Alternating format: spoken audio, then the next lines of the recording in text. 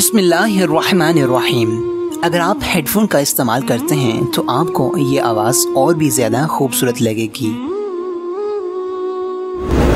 बिस्मिल्लाहिर्रहमानिर्रहीम। अहले दिल चैनल की जानिब से तमाम व्यूवर्स को अस्सलामु अलैकुम वरहमतुल्लाहि वबरकातुहू। हज़रत इब्ने उमर रज़ी अल्लाह तआला अन्हु बयान करते हैं, रसूलुल्लाह सल्लल्लाहु अलैहि वसल्लम ने मेरे जिस्म के किसी हिस्से को पकड़ कर फरमाया, दुनिया में ऐसे रहो गोया तुम एक परदेसी या राहगीर हो और अपने आप को अहले कबूर यानी कि मुर्दों में से शुमार करो।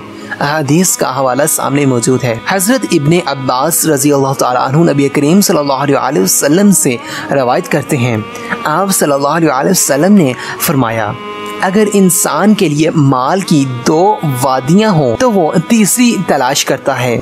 इंसान के पेट को सिर्फ कब्र की मिट्टी ही बढ़ेगी और अल्लाह तौबा करने वाले शख्स की तौबा कबूल फरमाता है। हदीस का हवाला सामने मौजूद है। व्यूवर्स, वीडियो पसंद आए तो वीडियो को लाइक और चैनल को सब्सक्राइब ज़रूर कीजिएगा। अस्सलामु अलैकुम वरहमतुल्लाहि वबरकातुहू।